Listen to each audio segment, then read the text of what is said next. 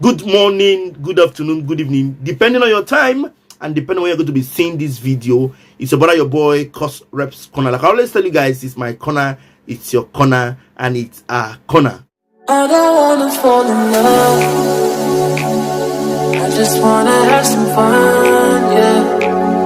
I don't wanna fall in love. Ever since the open confession of General Ibrahim Babangida, that's IBB, it has been hell because a lot of things have been unfolded by IBB itself, who just launched his book.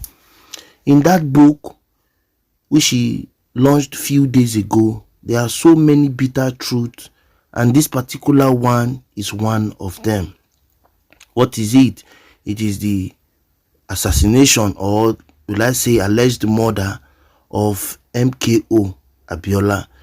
M.K.O Abiola was that man he spoke about when he said really the man won the election, but because of some reasons he had to annul the elections. You remember, if you have not heard him say it, go and watch my video. I shared it, or if I have not shared it, that means you will see it on social media.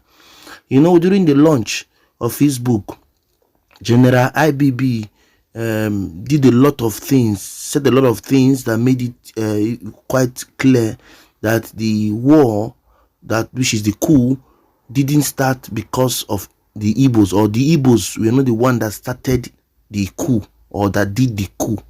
The IBB'S were just added, and the IBB'S were just started, so they had to put it on the IBB'S that it was the IBB'S that started it. It's the lie that the coup wasn't started by the IBB'S. And then the IBB'S came out with their own demands and so on and so forth. But this is among those men of those days who were sent to go and rest in the great beyond, talking about M.K.O Abiola. In this video, I'll give us a brief history of how it all went on the day of his burial. When he went to prison, he was alive. When he was sentenced to prison, he was alive.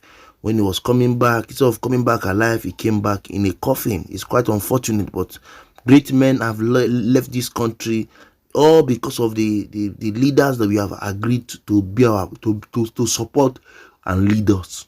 Okay, so I'm going to leave us to watch this video so that you still hear how the video went and everything. Okay, having said, I want to thank you all for always watching my content. I want to appreciate your love and the care. For those of us who have not subscribed or followed us on our social media platform, please, I beg you, subscribe to our channel, like, comment and share, so that we can move this ministry to the permanent side. Okay, so come away next time till you see me on your screen, guys. I leave us with the video of the awaited burial and the demonstration, also the chaotic riot that took place during, after, and time of the burial of M.K.O Abiola, someone who won the election, but it was annulled by the then military leader, which made him to be arrested and also came out in a coffin. And this is the burial ceremony, how it all went, and what they said about him during the burial. Please give me your comment, opinion, reaction in the comment section. After 4 years in detention, Chief M.K.O Abiola finally came home on Saturday. But instead of the hero's welcome his supporters had hoped to give him when this day arrived, Chief Abiola was making this final journey in a coffin. It was an emotional moment for his family and the small crowd of followers who were waiting to receive the body in the early morning. For some, it was just too much. Chief Abiola's funeral had been postponed since his death on Tuesday from an apparent heart attack, so that an official post-mortem could be performed. The Nigerian authorities have been anxious to disprove allegations by his supporters that foul play was involved, and a team of international pathologists had been flown into Nigeria to assist local medical teams. As Islamic prayers were recited inside the compound, outside, heavily armed police were on hand in anticipation of violence.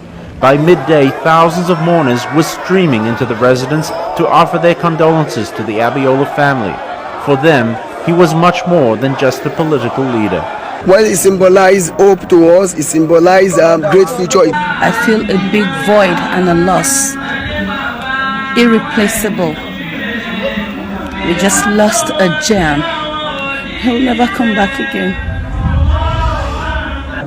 Some were able to pay their final respects to Chief Abiola and view his body as it lay wrapped in a white cloth awaiting burial.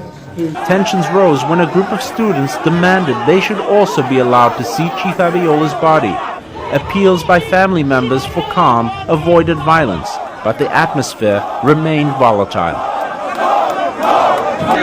The Abiola family wanted a quiet and dignified funeral, but when the body appeared, the crowd went wild with emotion.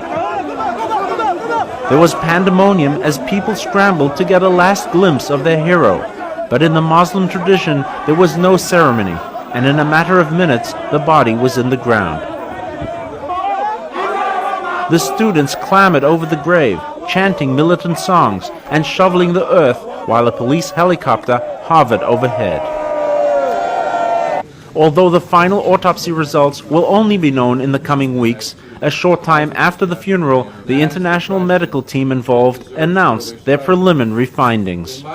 At this time, our preliminary opinion is that the death was due to natural causes. But this is unlikely to satisfy Abiola's followers, who blame the military for his death.